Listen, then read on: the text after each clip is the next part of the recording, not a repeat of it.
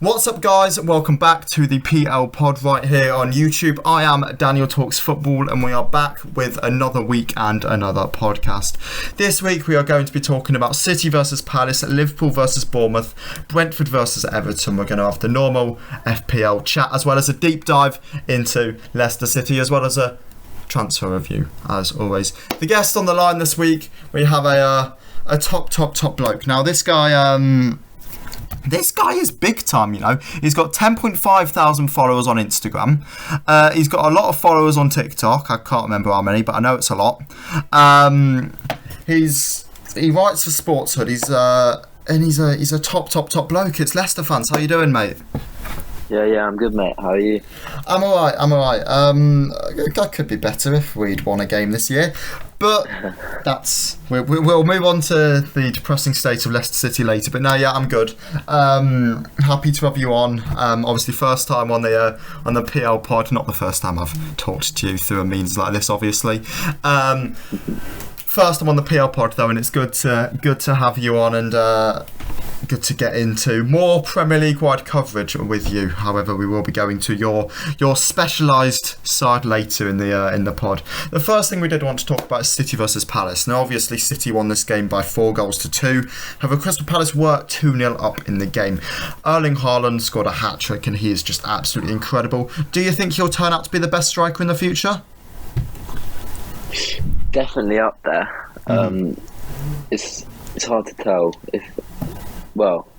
I think he will be up there, definitely. Yeah.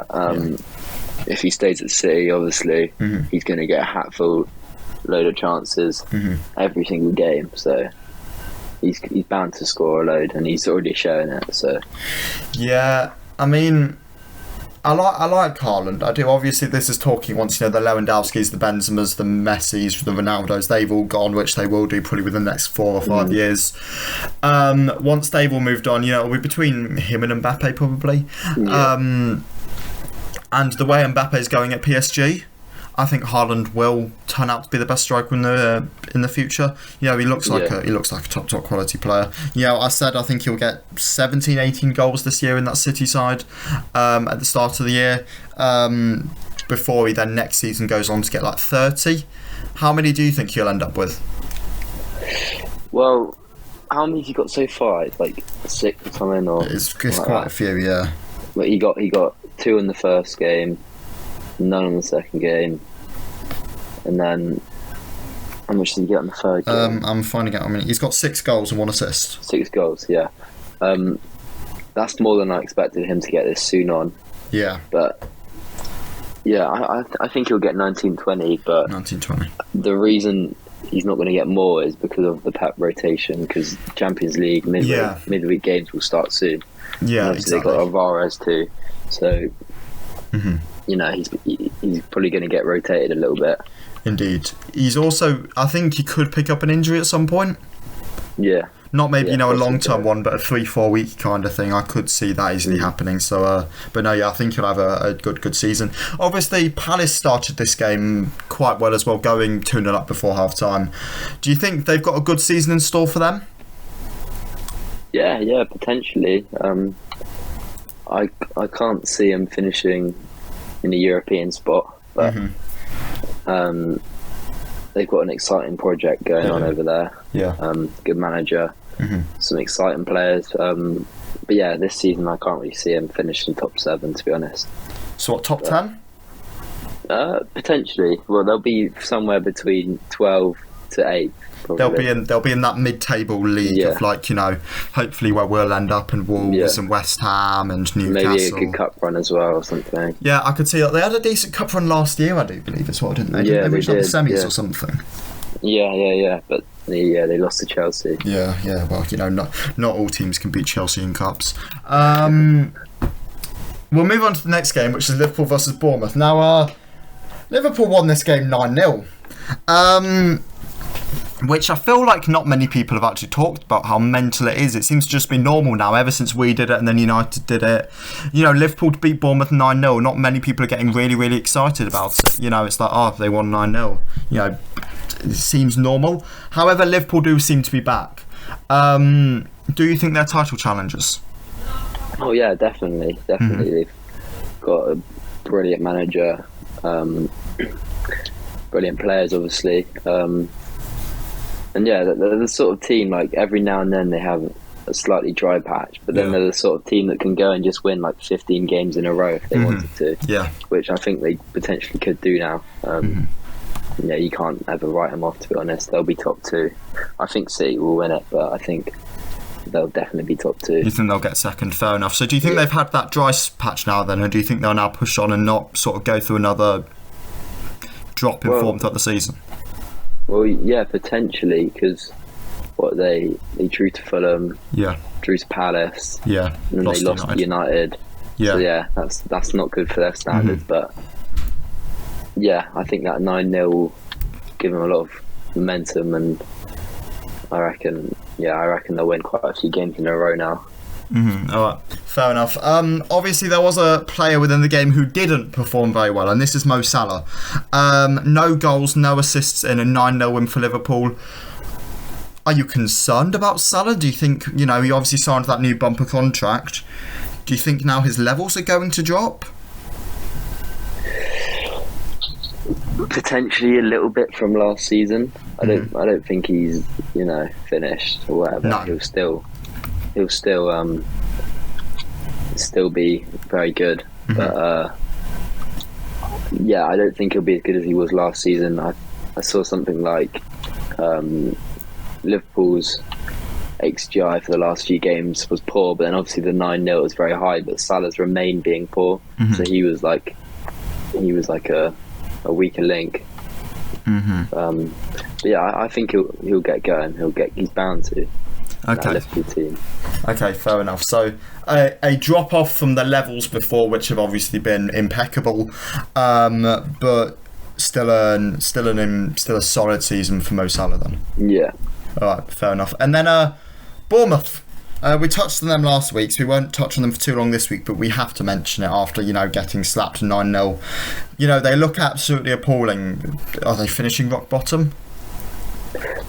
I think so. Like, in fairness, they did beat Villa 2-0. I'm not sure how, but since then they've been poor.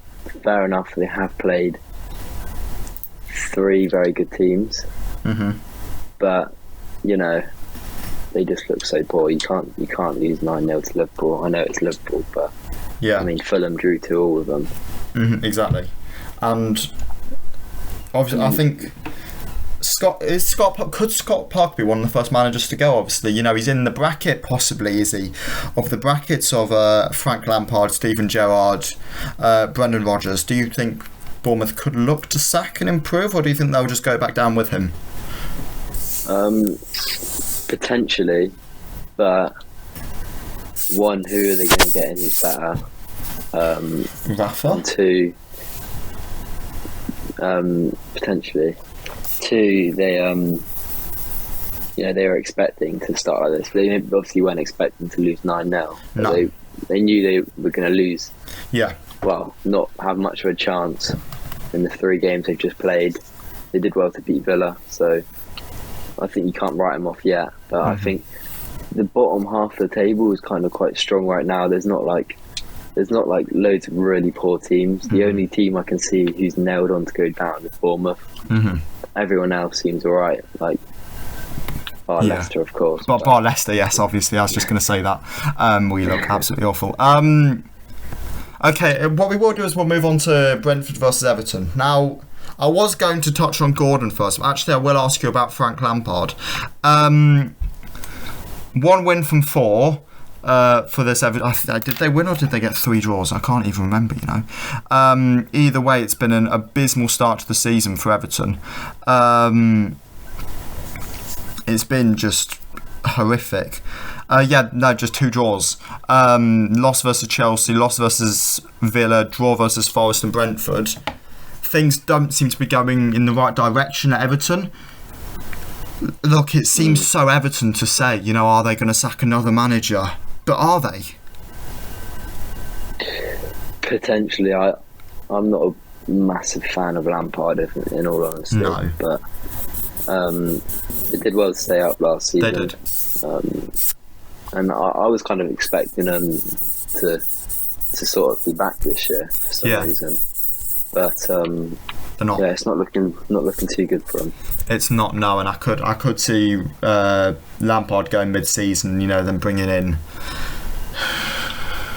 Steve Bruce. Yeah, I know he's managing, isn't he? He's at West Brom. I think he's still at West Brom. I could see them bringing in somebody who's just not of that kind of standard. Right, fair enough. And then we will get on to the talk point I did want to talk to you about Everton, which is Anthony Gordon. Scored the goal for Everton in this game and has recently been linked with a 60 million move to Chelsea. Do you think he fits in at Chelsea? Is that a massive overpayment? Is that a good signing? I think that's a massive overpayment from Chelsea's behalf. It's fair enough Everton are charging that because he's worth a lot. He's worth a lot to them. Sorry. So yeah, it's similar to Fofana with Leicester. People saying, "Oh, he's not worth 80 million."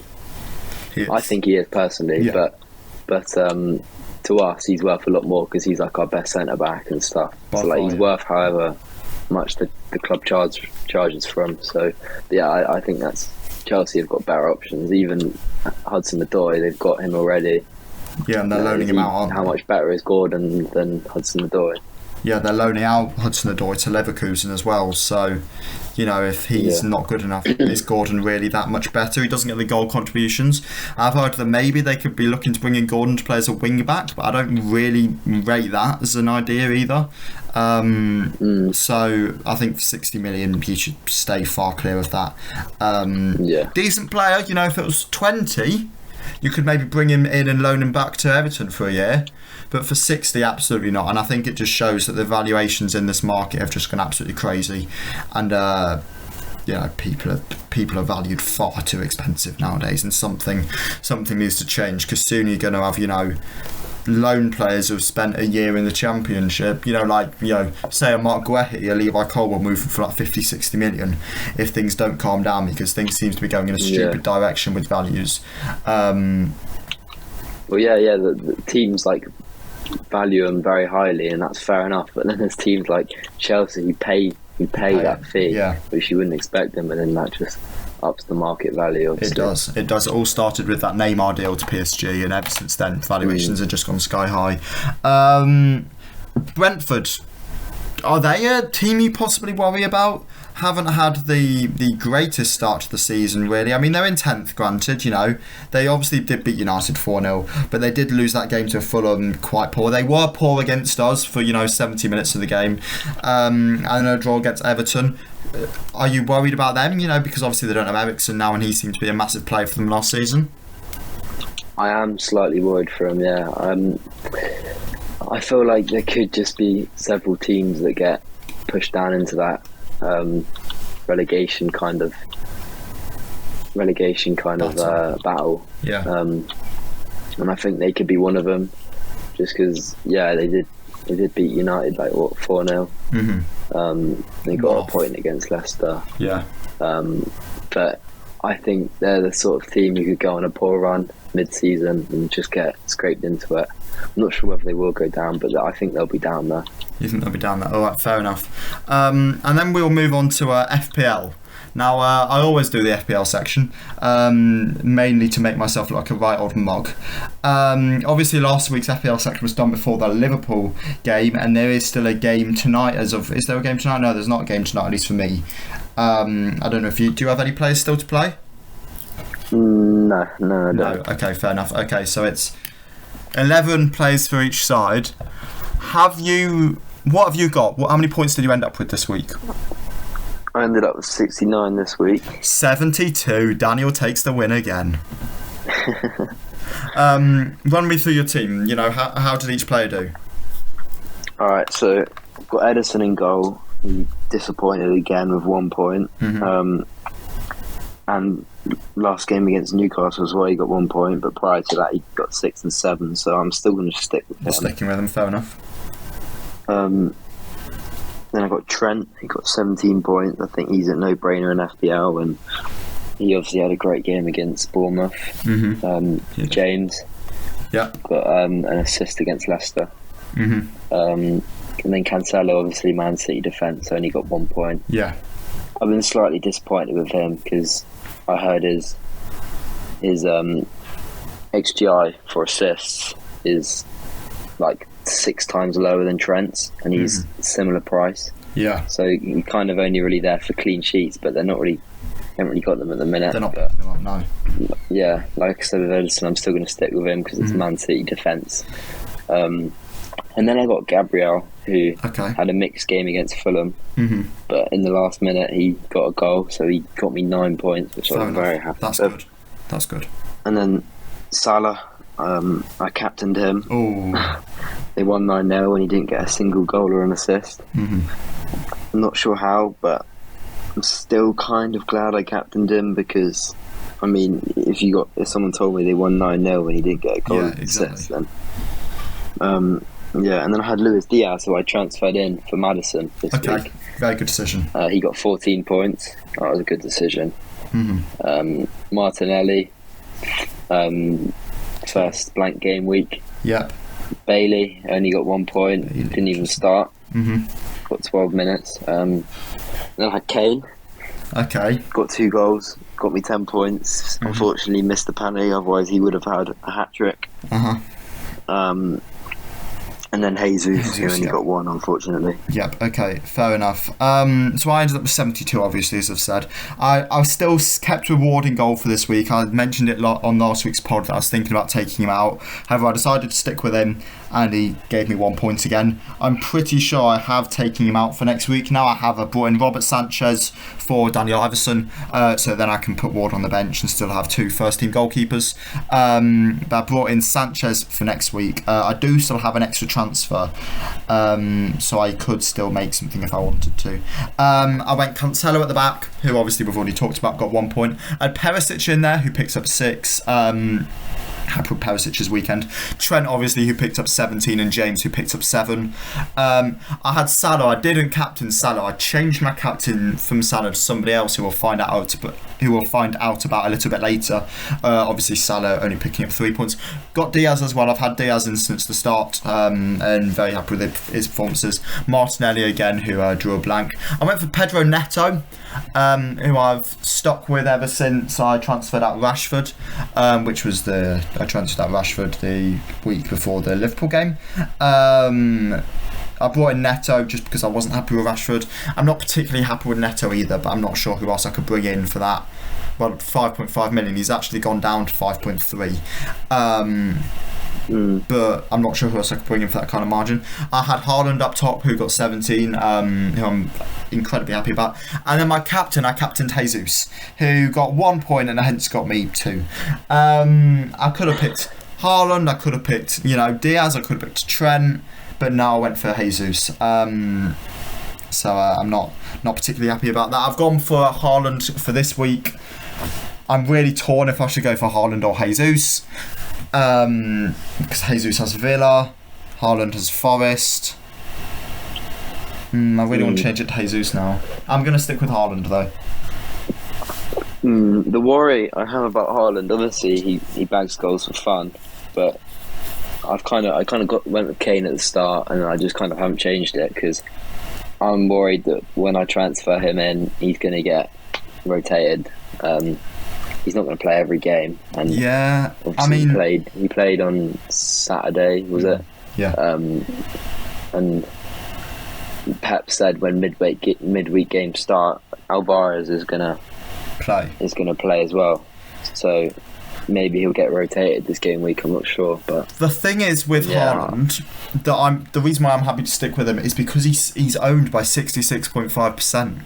Kane's 17.6. If he does draw blank and just doesn't play, then that's 66.5% of the player base that is harmed. So I feel like he's one of those players where you can sort of go, you know what, this is fair enough. I can stick with him, and just sort of hope for the best. The person I'm thinking about transferring out is Salah. Yeah.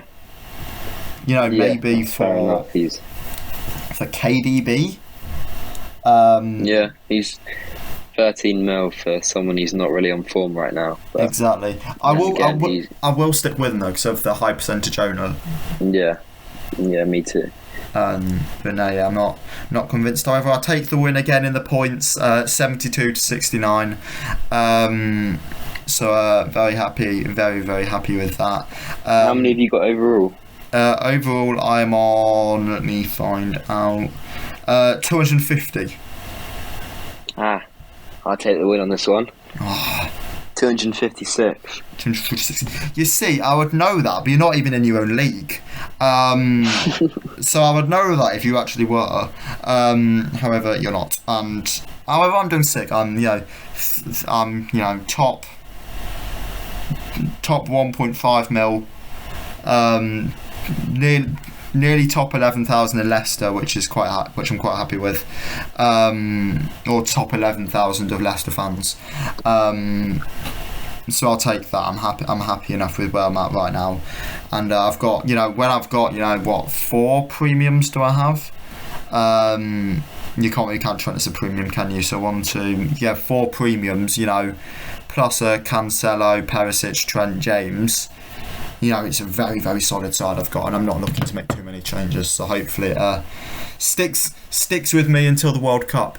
However, I don't think it will, and I can see. Here's a question for you, FPL wise. Obviously, you've got a second wild card this year coming after the World Cup. When are you planning on using that first wild card? I don't really know, to be honest. I kind of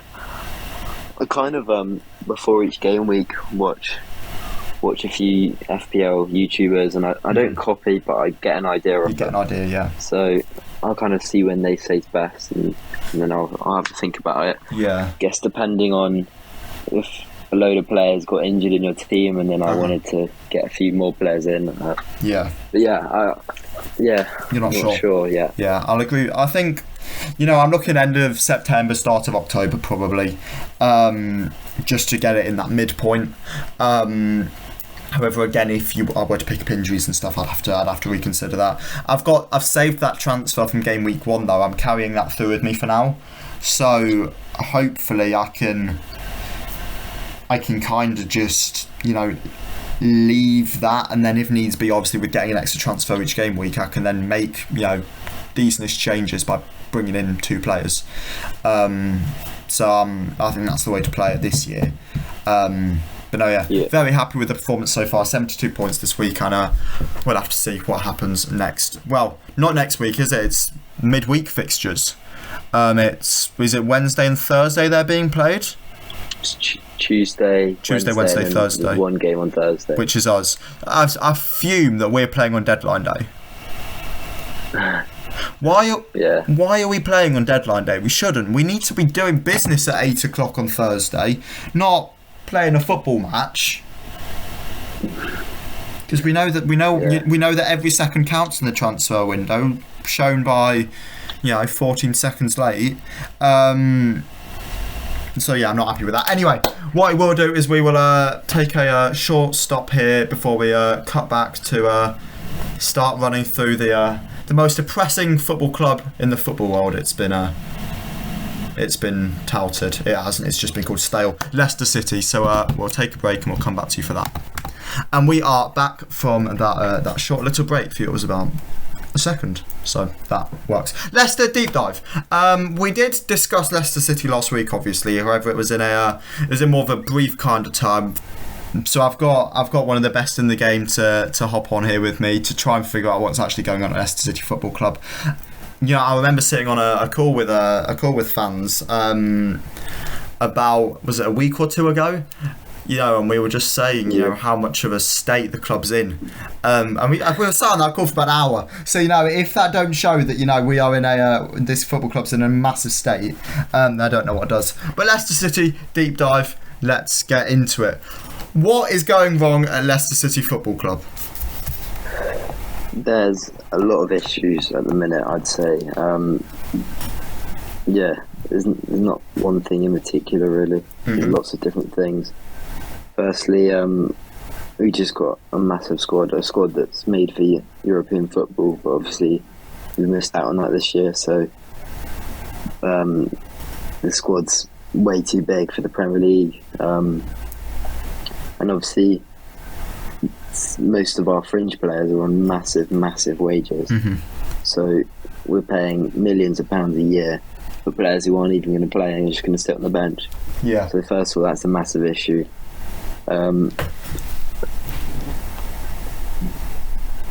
What else do you think's going on? Because there's more. I presume there's more than just the squad. You know, you've got.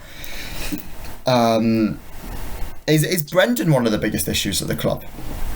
Yeah, I'd say Rodgers as well. He's a good manager. Let's be honest, he's a good manager. He's a good manager. It's just his tactics are a little bit washed. It's all just gone a little bit stale, to be honest. Yeah, I think he never he always makes excuses in his interviews after the games and stuff, and we're playing boring possession football. That's just not working, is it? We need no. I mean, we need. Go on. No, you go. All right. I was going to say it screams the end of Claude Puel. Yeah, you know, it does. Just lethargic football. You know, side to side. You know, side and backwards. You know, I'm surprised Nonplus Mendy hasn't come into the side yet and, you know, started playing. You know, like he did under Puel, just to sit at the base of that midfield and just pass it to the side and pass it backwards. You know, we weren't progressing the ball, and we're not doing that now. We're not playing to Jamie Vardy's strengths. He's quite low on confidence, I think it's clear to see. I think Rodgers is a big issue. Away from the tactics, you know, he's bringing out excuse after excuse in interviews. One thing that I did hear, actually, and I think I had Matt Piper talk about it on BBC Leicester, Rodgers keeps talking about this rebuild that he wanted and he hasn't got. Why is he still talking about it when it's not happening? If you're a player in that dressing room and your manager's going, I wanted to replace you pretty much. You know, he's going out there and saying, I wanted 5 or 6 new players. Probably, some of those players, would have expected to move on. And he's still talking about it. That's not going to do their confidence any good. Why is he still talking about it? Yeah, that's not good at all. He's, in my opinion, I think he's lost the players. It all seems like a little bit of a mess behind the scenes. When I watched Forest yesterday, they're not amazing, but they were all fighting for each other. There was a lot of passion, a lot of energy. When I watch us, I don't see that at all. They're not fighting for the manager or anything. It's just all a little bit boring and slow. But then again, I feel a bit sorry for Rodgers because he wanted a rebuild, he wanted new players, and he's not got that. And yeah, us fans are promised a rebuild, and we didn't get that. We didn't get it. No, it's a difficulty. It really is. Why can't the football club sign anybody? Because they haven't. I mean, they signed Alex Smithies, granted, but that's not the calibre of signing I think fans were expecting. Why haven't they been able to pick anybody up? Is it squad space? Is it a lack of money, which some people seem to be reporting? It's a bit of everything, to be honest. Like I said, the wage levels are just too high, and also the squad size is massive. But you'd still hope we'd bring in a few players either way. But the issue with the squad size is that we got fringe players earning around 70k a week, and a club offers a fee. We maybe negotiate, or we maybe accept the fee. Then they go into private negotiations. And obviously, if they're having 70k a week with us, and then the team wanting to buy him offers them 40k a week, they don't accept it. This seems a little bit specific. They make a public statement saying, I want to stay and play. Well, it's happened mainly with Vestergaard. Yeah, that's what I was saying. Yeah, with Sumare. Yeah, the numbers sounded similar with Vestergaard, I must say. I thought that was the one you were basing it off. It's happened with Sumare. Rodgers said he wanted to leave, and now he said he wants to stay. that seems to be a whole merry-go-round. Granted, apparently he looked really good at the weekend. Yeah, he did. But, he seems to be one. Pratt, I could still see Pratt moving on, to be honest. Because even though there seems to be no interest, things can move really, really quickly on deadline day. We weren't interested in Lookman until the 30th last year. We weren't interested. And yet, suddenly, it just happened on deadline day. So I could easily see things, moving quickly. And I think Pratt is one of those players I could see moving on. Perez is another one. I see a few of the French players going out this week, but not even like this you week. said, deals can move. Well, between now and Thursday. They've got 3-4 days. Obviously, teams at this stage do wait until deadline day more to get their business done. Hopefully, we're not. And I don't care if Fofana's not going to be announced until deadline day. You start moving and you start making signings before then, because we have the money at this point to make the signings. We need to hurry up and we need to start getting things done, because they're not good enough. Personally, what would you do between now and the end of the window?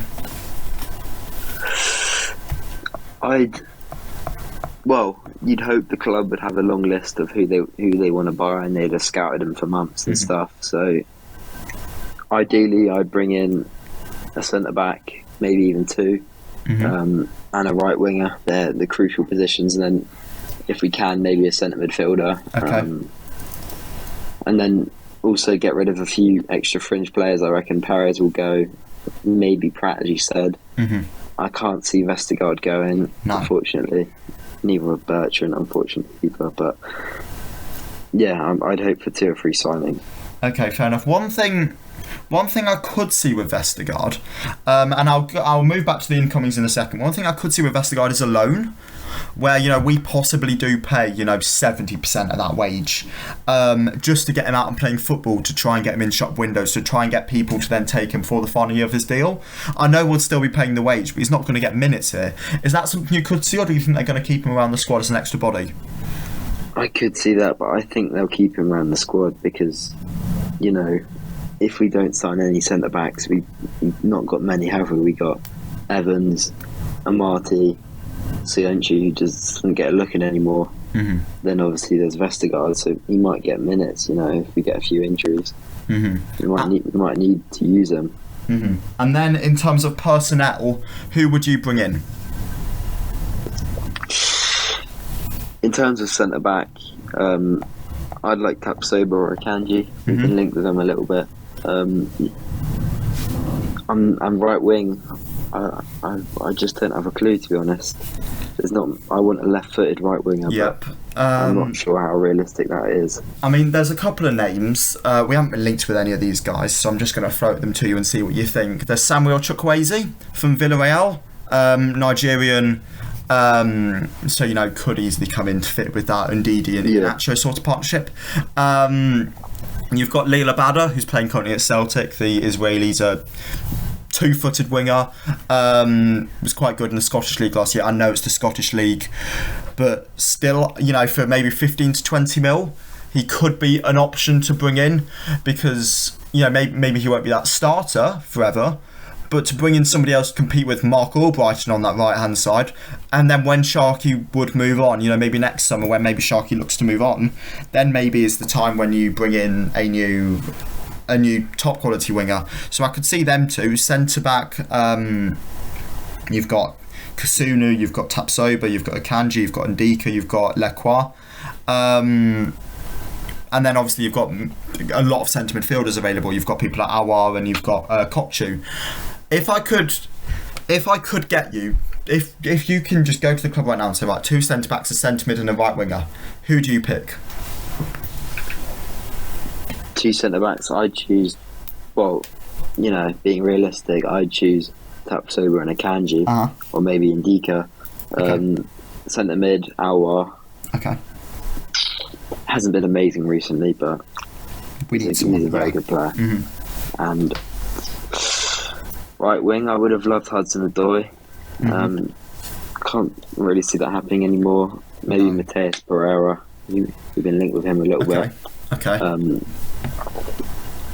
I would have loved Madueke, but he's obviously done his ACL, so that can't happen as of now. But yeah, right wing, there's not many names that I'm certain on, to be honest. There isn't, no. I'm just checking now. However, I am 90% sure that... Okay, so Fabrizio said that Chelsea are finally closing in on 2 departures. Callum Hudson-Odoi will join Bayer Leverkusen on loan in the next hours. So by the time this goes out, Hudson-Odoi will have probably joined Leverkusen. We are recording this at 10 to 2 on Monday lunchtime. So because it's getting to the end of the window, things will change very, very quickly. So just a little bit of context there. Okay, so we've gone through people we could bring in, and obviously some of the departures. Obviously, I think Wesley Fofana will leave the club. That's quite obvious at this point. Fabrizio Romano has given it to the here we go. How big of a loss will Wesley Fofana be for Leicester City? It'll be a big loss. We saw last season when he got injured, we dropped off a little bit, quite a lot actually, and we really missed him. It depends who we recruit for his replacement. If we got Akanji and Tapsoba, then we might be alright. I think we'll be alright, but yeah, I think playing Evans and Amati alongside each other for a whole season is not going to end well. No. So you're worried then? Well, if we don't bring in 1 or 2 good centre-backs, Yeah. Okay, fair enough. And just to touch on Fofana as a player, away from replacements and away from all of this, I would say, do you think it's been a success at Leicester? But the answer to that would be yes, even though he hasn't played much. But what do you make of his antics recently? I'm very upset by it, to be honest. It's just disrespectful. He obviously got a terrible injury last year. We nursed him through it. Fans still kept faith in him, kept paying his wages, obviously. Still gave him good support. Gets out of it, we rewarded him with a new bumper contract. He says he loves the fans, how it's his club. And then a few months later, he's the first bid that comes in for him, he refuses to train, refuses to play. It's just disappointing. You don't want that from any player, to be honest. So if that's how he's going to be, then I'm glad he's gone. But he was, a couple of months ago, he was one of my favourite players. Maybe even a couple of weeks ago. But now I'm just disappointed in how he's acted, and it's just disrespectful, to be honest. Agreed. I mean, you can say you love the club and say you love the fans and, say you love the city. But then, when you sign a new contract, but then 3 months later, you're going to go and start acting like an absolute spoiled brat. And the annoying part is that in the contract he signed, we weren't going to listen to any offers until 2023 minimum. And he's gone back on it. 2022, the first bit of interest, then he's gone. I think a couple of years' time, Real Madrid will come in for him, and he'll be gone too. Yeah, that would be his dream move. I've said that to Chelsea mates. I've like just wait until 2024, 2025, and Real Madrid will be the dream move. Because when he's talked about clubs he wanted to move to in the past, Real Madrid has been that big one that he's always mentioned. So I can see Real Madrid. Oh yeah, if they come in for him, he'll do the same thing he's done with us, and the same thing with St Etienne as well. Indeed, yeah. Okay, so moving back towards the club then. I hate to ask this question now. I think I know what the answer is going to be. But is relegation a genuine issue for Leicester City Football Club? As of now, it is. We're 20th place. I know it's only 4 games in. But, it's not looking good. I said earlier that the standard of the bottom half of the table is better this year. There's not 5 nailed-on teams that are going to be down there. It could be anyone. And honestly, we could get pushed into that if we're not careful.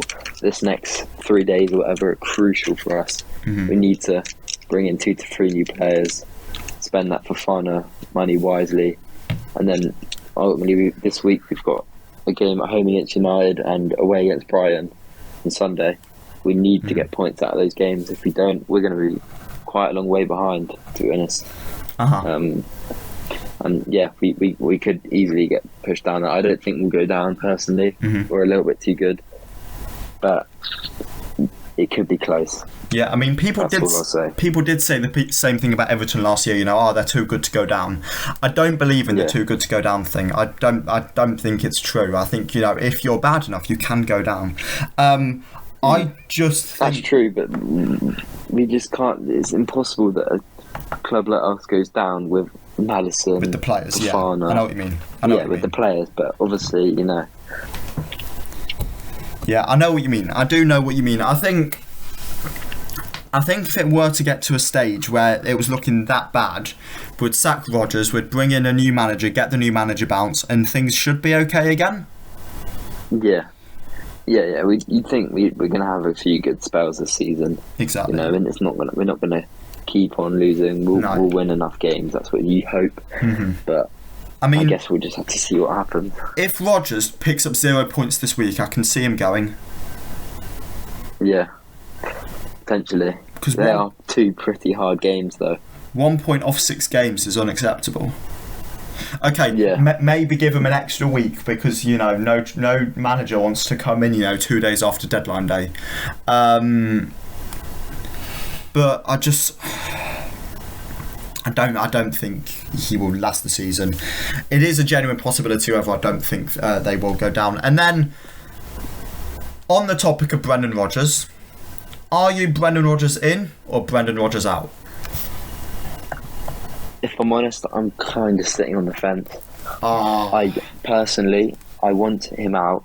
I want a new manager in. I want a fresh start. We need a fresh start. But I just can't see us sacking him. It's probably going to cost us in the region of around 20 million. And then it's going to cost us even more to get a new manager in. It's just going to be very hard. I personally want him to walk. That's what the ideal situation would be. And it wouldn't cost us any money, but it's just the fact he's on such a high wage.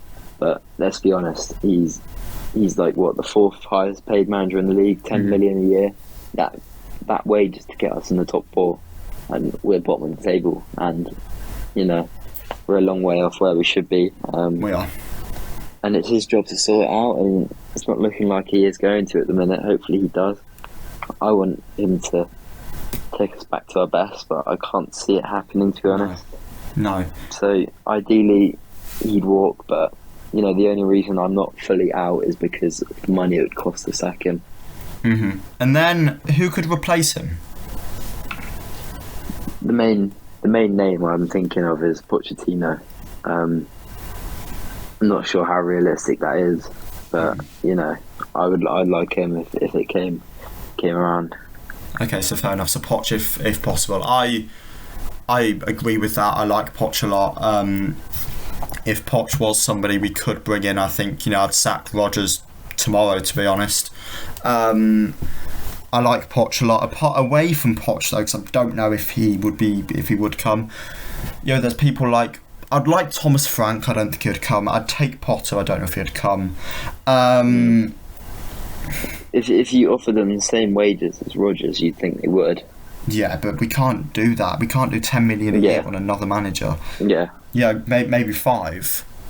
I think 5 they'd possibly come. I don't know what the rest of the league sort of looks like when it comes to wages for managers. But no, I think that personally, I'd love Potter, to be honest, because Potter would be good. Yeah, I mean the Brighton squad isn't amazing, let's be honest, and he does really well. He's doing a great job with them. They're a hard team to play. If you do a combined 11 with Brighton and Leicester players, it'd be mainly Leicester players. They're a better team than us at the minute. He's a good manager. He is. He's a very good manager. So, all right. So Potter or Poch then. And then I've got 2 more questions to ask you when it comes to Leicester. The first one is the owner, Conte. Now, I saw something the other day by an Instagram account called Lee78LCFC, who was looking at Top's net worth. Now, in 2019, he was worth $3.7 billion dollars, I think that is. In 2022, he's worth $1.7 billion.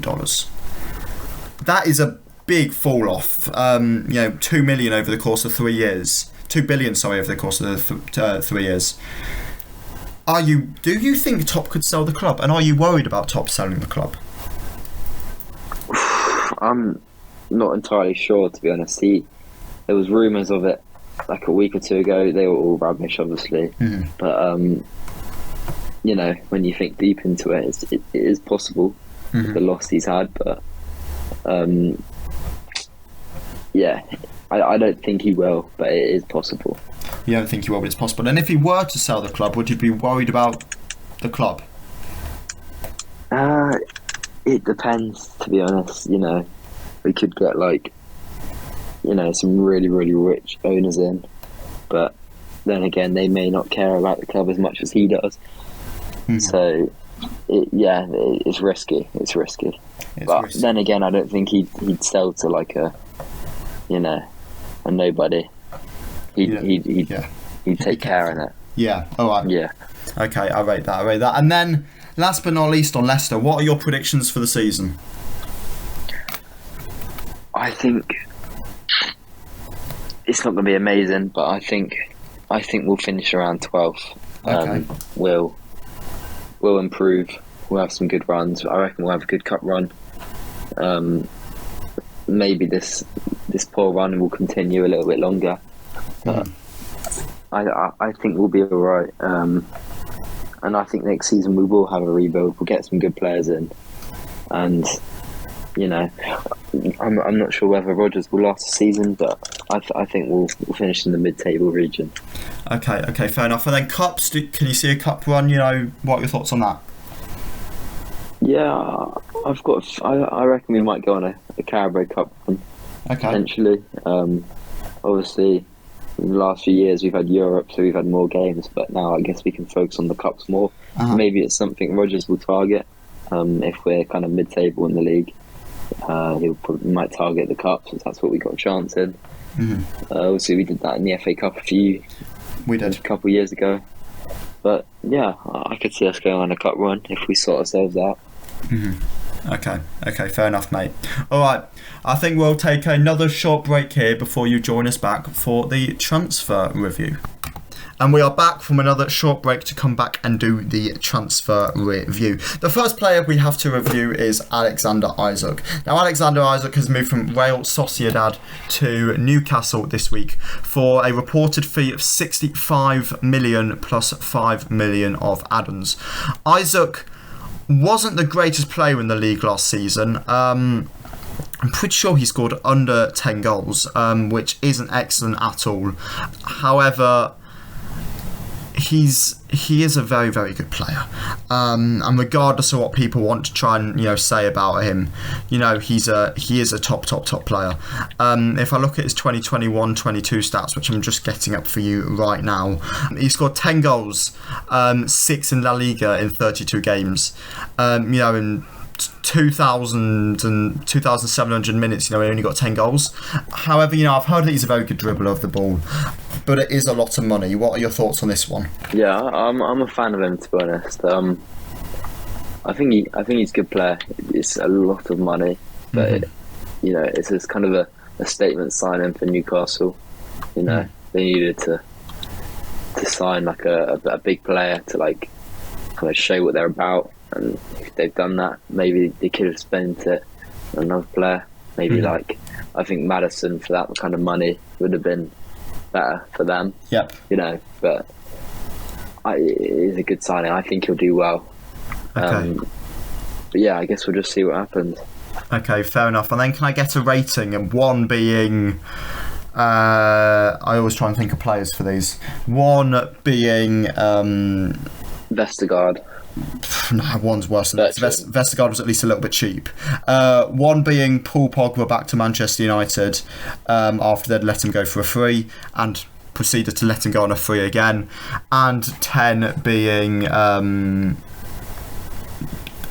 me think of a good player. Vardy. 10 being Riyad Mahrez. How would you rate Alexander Isak to Newcastle? Obviously think about the money involved and all of that as well. Yeah, I'll give it a 6.5. A 6.5, okay. It would be a 7, but it's a lot of money they've spent on him. It could go well, but there's risk in it involved in it as well. Okay, I rate they that. really need another striker. I'm not sure. I mean, but, yeah. Wilson's injury prone. Wood's not good enough, Yeah. I don't think, for Newcastle. So at 6.5, I see that. I'm going to give it a...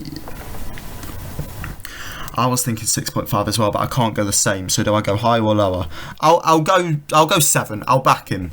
I like the signing. You know, I think, you know, yes, he didn't score loads for Sociedad last year, but you know, he's a good dribbler of the ball. He'll help bring other people into play as well. I can see, you know, him and St. Maximin having a really good partnership. Yeah. So I like Isaac a lot. The only issue I have with this is that, you know, Gabriel Jesus was a brilliant signing for Arsenal. He's a great player. He was, 45 million? You know, that just puts into perspective how good a deal that was. But, you know, it is Newcastle, quite a lot though. of money for... Yeah, it is pennies for them, but... It's Newcastle, so they're going to be charged extra. It's his release clause as well, which is the thing with the Spanish sides, obviously. I'll give it a 7. I think they could have done better, but you know, I'll give it a 7 and let it roll with that. The next one we have is Neil Maupay. Now Maupay has moved from to Everton, isn't it? Brighton to Everton for a 17.6 million fee.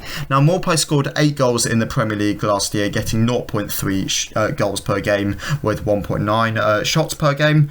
He did miss 5 big chances, which isn't excellent. However, 2 assists as well. 4 big chances created, which is decent for a striker who isn't looking to create lots of big chances.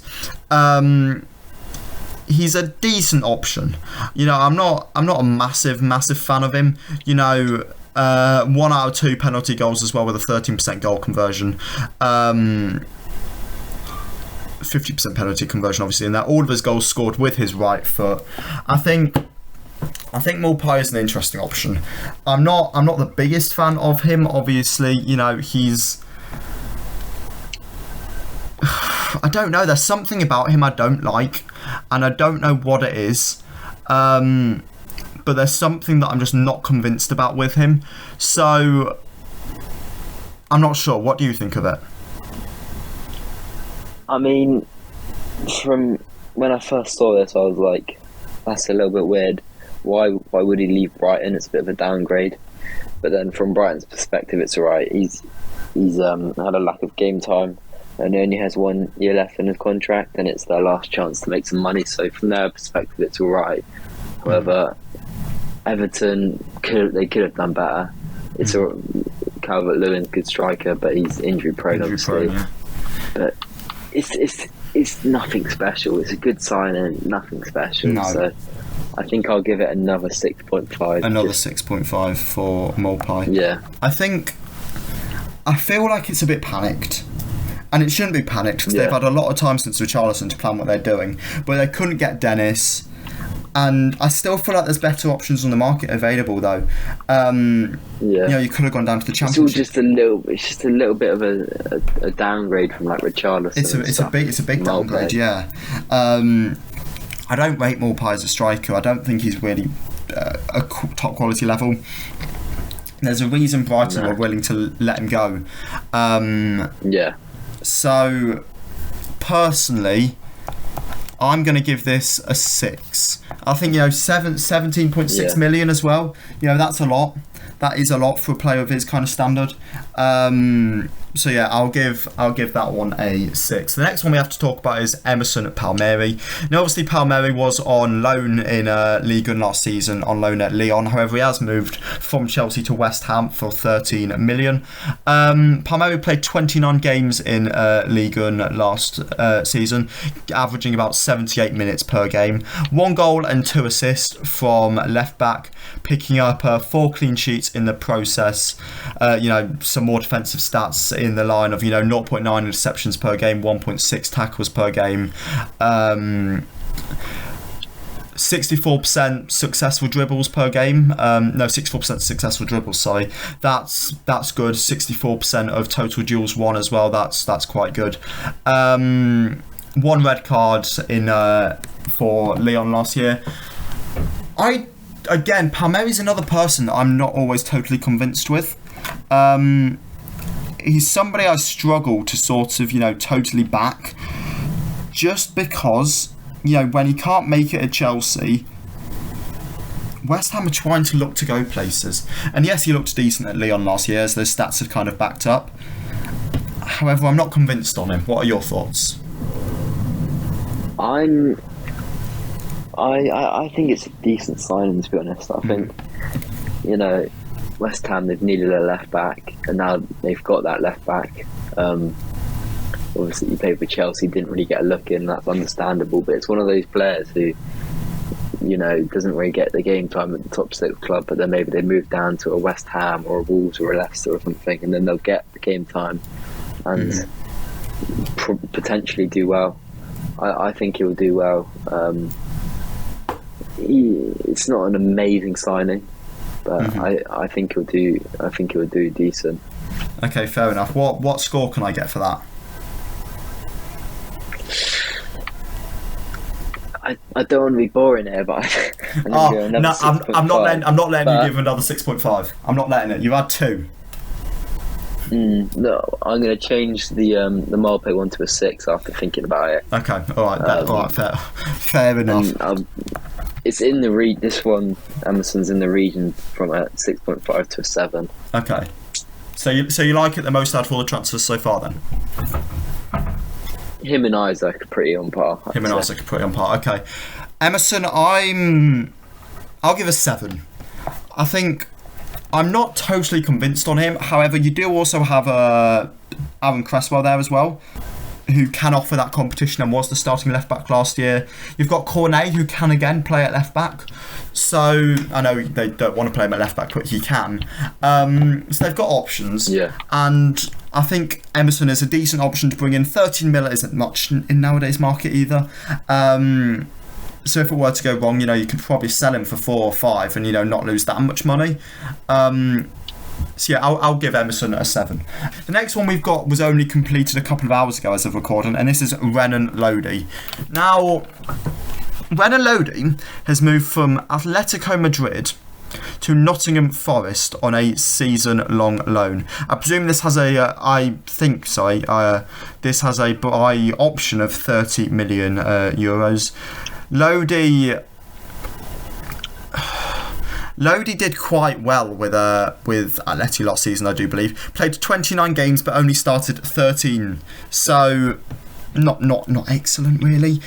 41 minutes per game, is obviously a left back. 2 goals and 2 assists from that left wing back position, which Atleti play.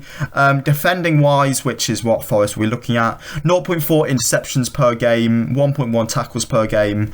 Not many errors leading to a shot, with only 1 throughout the entire season, which is quite good. However, again, being thrown onto that left wing back position, that does show that a little bit more, where you're not going to have as many errors because you're further out the way of the defensive side. 3.3 total duels won per game, with 0.6 successful dribbles per game. I think as a loan, this is a really good signing. However, again, for this to be signing number 18 for Forest, this is a lot. I think it's a good signing.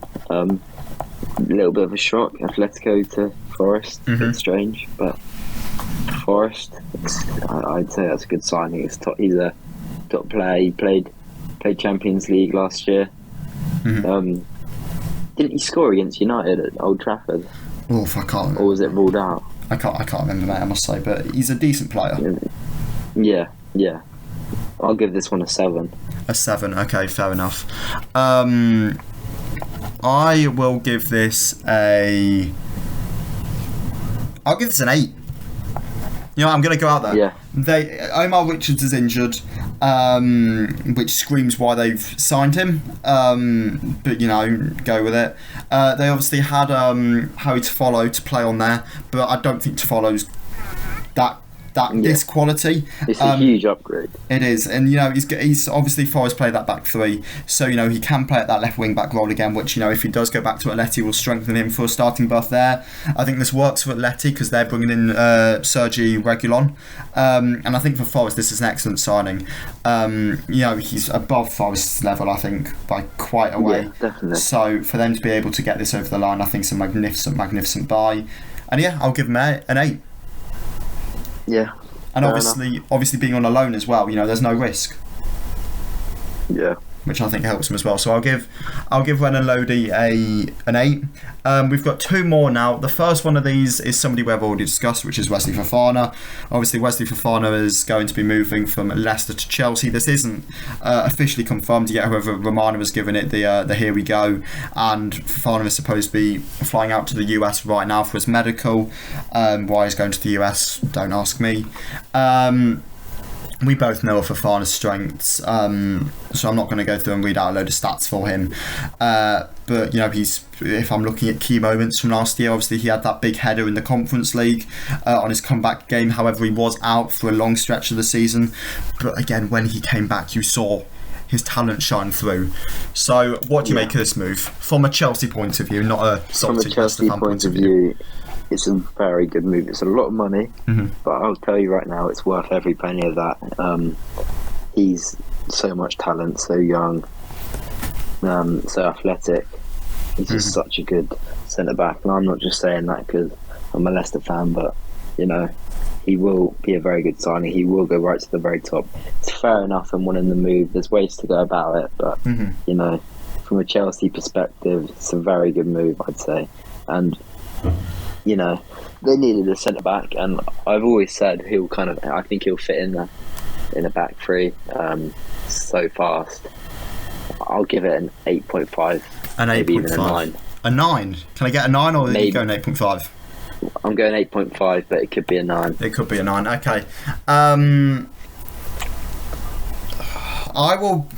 I like this signing. I think Fofana's an excellent player, and I don't think there's any getting around that. I think he's gone around and did the move the wrong way, but from a Chelsea point of view, he's an excellent signing. 75 million is a lot, and I'm not trying to say that it isn't by any stretch of the imagination. However, Wesley Fofana is a top player. And I can't get around that. In a back three, he will work wonders. He likes to progress with the ball as well, which I think will fit in well in that Tuchel system. I'm going to give this an 8. Purely, I'm not giving it, any higher because it is a lot of money. I know he's worth it, but it's a lot of money. Yeah. And I think he's only going to grow in value, to be honest, unless he gets another big injury. Yeah, he's going to go right to the very top. I saw it from when we signed him. Agreed. Yeah. So yeah. All right, I'll rate the 8.5, but I'll stick with my 8 just to protect myself a little bit more in case everything goes wrong. And then the final one is Lucas Paqueta. Now, this isn't completed or even here we go at the time of recording. I don't think. Maybe it is. But the Brazilian attacking midfielder is going to be moving from Lyon to West Ham for around 60 million euros, I do believe. Last year he played 35 games for Lyon, starting 32. 9 goals and 6 assists for the French outfit. Passing wise, 80% passing accuracy. 65 touches a game, which is, quite big. 9 big chances created. He won out, scored his penalty he took, which is always nice. 10% goal conversion as an attacking midfielder is quite good, because obviously you are shooting more from range. However, 9 big chances missed is a bit of a blow. He can play centre mid, he can play out wide, he can play as a striker. What do you think of this? Sorry. I like this signing. I think he's a top player. He's an exciting player. Very good dribbler. I think it's a great signing for West Ham. I think he was linked with Newcastle for a bit, and they really wanted him, but he's gone. He looks like he's going to West Ham. And I'm a fan of this transfer, to be honest. I'm a fan of him as a player. I think he'll do well at West Ham, so I'll give it a 7. A 7. I love this transfer. I love Lucas Paqueta. It's a lot of money, but that aside, I think Lucas Paqueta is a top player. You know, I would have loved seeing him to go to Newcastle to have a midfield of Bruno, Joelinton and Paqueta. I think, you know, that midfield three of all Brazilians would have been incredible. However, he hasn't, and he's chosen to go to West Ham, and I think this is a top buy for West Ham. You know, this really puts West Ham back on the map if they weren't already with some of the business they've done. Paqueta is an excellent player, and I know it's a lot of money, but I'm giving this like a 9. I think Paqueta is incredible, and for West Ham to get this over the line really shows that they are trying to push to that next level, and I could see them getting top 6 with this. I think Paqueta will get, you know, 15 to 20 goal involvements this year, and I love Paqueta. It's such a good signing. Yeah, I'll give it a 9. I think he's one of the best West Ham could have got.